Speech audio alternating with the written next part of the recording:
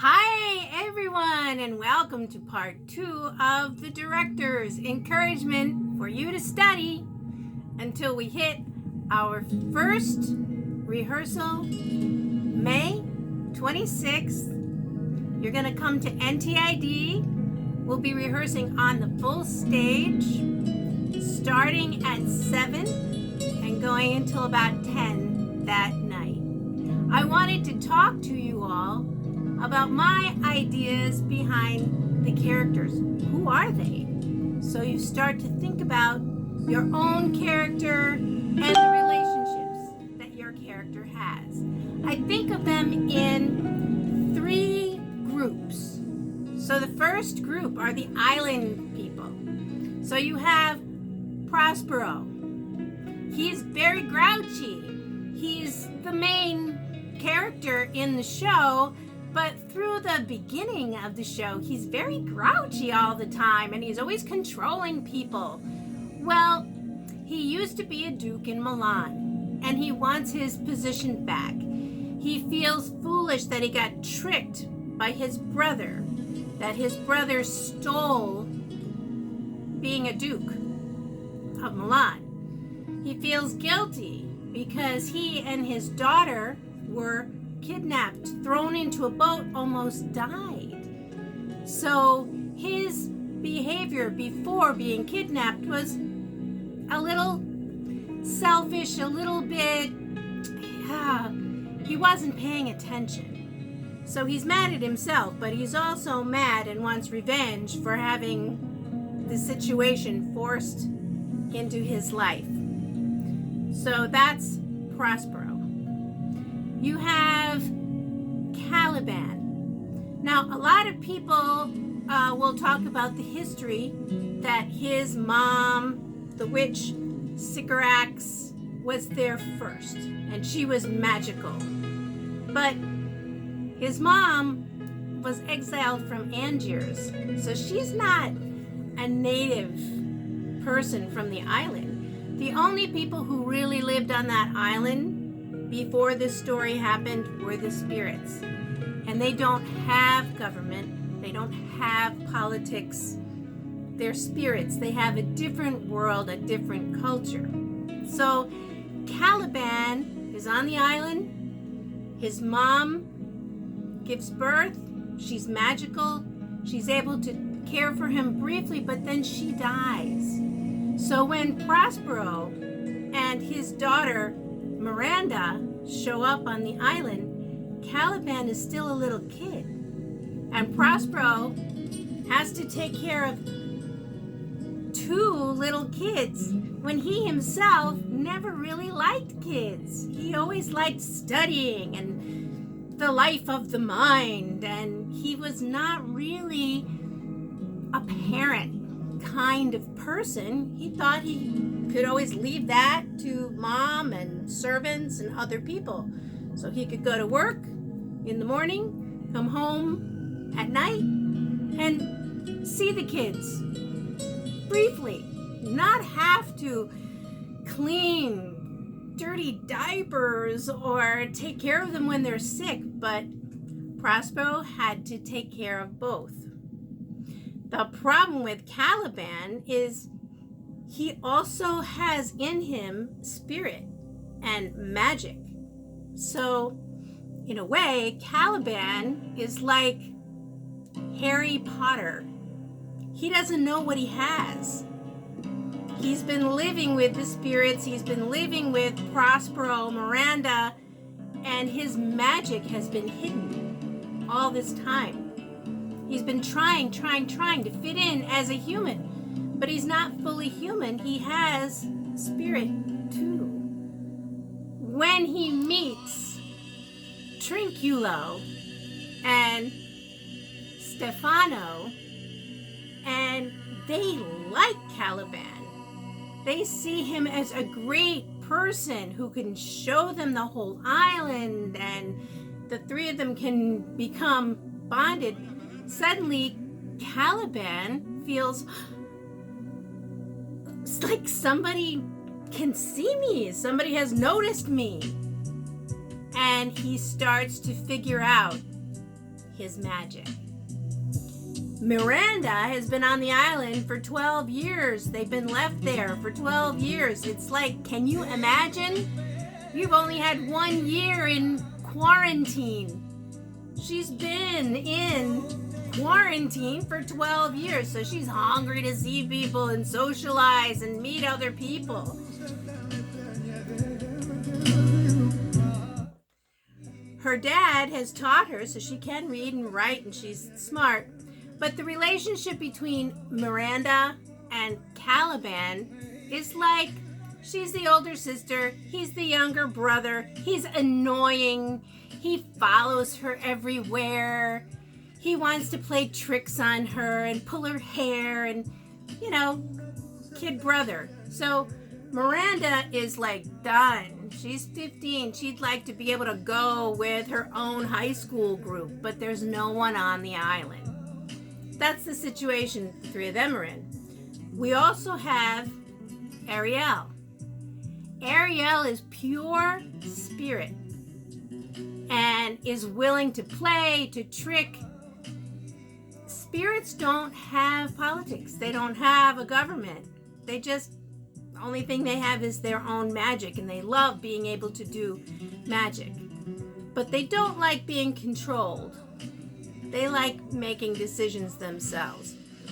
Ariel was one of the first spirits to meet Caliban's mom, Sycorax.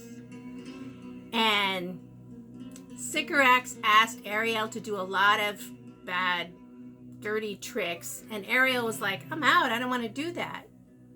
Sycorax locked Ariel in a tree for 12 years. Prospero noticed the spirit in the tree and figured out a way to open the tree and let Ariel out. So Ariel is pretty grateful to Prospero, but Ariel would also like to have freedom to make their own decisions. Ariel is not a girl or a boy, has no body really, it's spirit, full spirit. In opposition to Ariel, because we have Matt Schwartz and Eva Nielsen in the role of Ariel. So we have a guy and a girl together working on that character, and it's full spirit. Opposite of that is King Alonzo. The king is fully human and makes mistakes and feels guilt and feels emotion and wants to control and command. So he doesn't have a spirit that attaches to him. He's able to summon an interpreter when he wants to talk. That leads the second group. So Alonzo is in group number 2. That's the royals. So you have the king. Then you have Prospero's brother, Antonio, and his best friend, Sebastian. The two of them are sarcastic. They're always coming up with plans and plots to try to get higher up on the political, social ladder. They're never satisfied with what they have right now. They always want more. In the royal group, so you have the king, Alonzo, Antonio, brother of Prospero, his best friend, Sebastiana, because we have Abby Smith in that role, and we have Gonzala, girl. Gonna have Camille in that role, and Nikki. And Gonzala served Prospero back in Milan a long time ago. Gonzala is a really good friend with Prospero, still thinks about him, worries about him, hopes that he and Miranda are good, but doesn't know. Always tries to think positive. She's always looking around the island and seeing pretty things and positive comments. Completely opposite to Antonio and Sebastiana. The two of them are very negative and sarcastic. So that's the second group. The third group are the funny people. Trinculo and Stefano. And the two of them are kind of low-class sailors. They've hidden whiskey on the island, but they forget where. They meet Caliban and they think he's a monster or scary or a spirit. They don't know. They don't expect to see him. And then they figure out that Caliban knows everything about the island. He's a very, very helpful friend to have. So the three of them become good friends, and they have a lot of funny scenes together because they're drunk most of the time.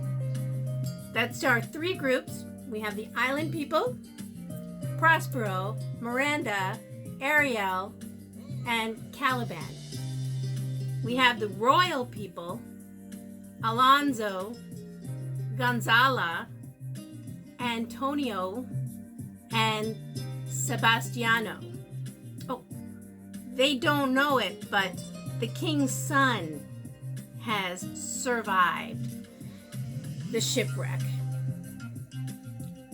Ferdinand, and he falls in love with Miranda, but he's a royal.